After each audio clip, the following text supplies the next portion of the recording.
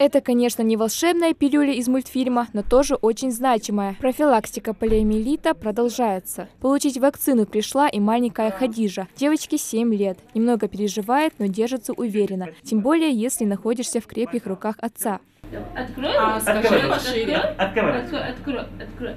Ибрагим Алироев, как медик, понимает важность вакцинации, поэтому своевременно привел девочку на иммунизацию, которая проходит с 27 февраля по 5 марта. Потому что это необходимо для здоровья наших детей в первую очередь. Я как врач, как родитель советую всем, чтобы вакцинировались обязательно. А вот Амина Гадаборшева вакцинировала своих детей и внуков в первый же день прививочной кампании. По ее словам, на первом месте всегда должно быть здоровье, особенно если дело касается детей. А это зависит именно от решения родителей. Всю жизнь не жмишь прививкаш. Соберешь тейтай, а сей внукаш тейтай, а звяхкашине, будешь пока просто могешь был ейтаяться. Но дикя мухальнга егикся хавиант, всем при детей всех привитимянт, обязательно хаейтла откажешь, меня сделала. Дадутся в десей болху алмасаршка, всем сук хамал хартичингем там янт, хаейтимянт прививкаш, хаилыш янт, дикя дышон яча, циш ти хашош дел худоч. Да лордот бейбиш, цацы могешь мухалдвей, цанин хам мухалдвей. Но прививка же я вреда от прививок не вижу просто.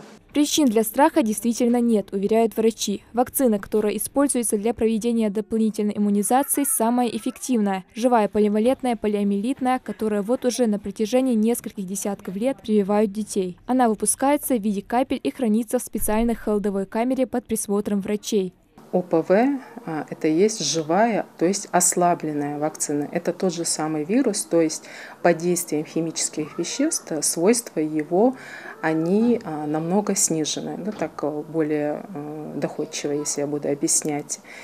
И страхи родителей, что на фоне проводимой вакцинации живой оральной ослабленной вакциной есть возможность развития заболеваний, они не обоснованы. Живая оральная вакцина, она используется для формирования полного кишечного иммунитета против полиомиелита. Никакой опасности в том, что ОПВ вызовет вакцина-ассоциированный полиомиелит, в данном случае у нас не возникает. Туровая иммунизация – это внеплановая вакцинация, которая не причисляется к общему календарю прививок. Она проводится с интервалом 4 недели в дополнение к плановой вакцинации населения и направлена на иммунизацию всех детей целевой группы, независимо от ранее проведенных прививок против полиомиелита.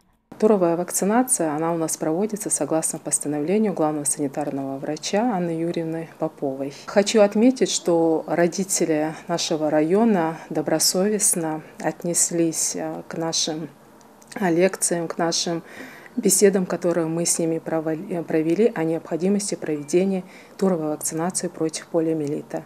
И хочу выразить им огромную благодарность за вклад в будущее здоровье наших детей.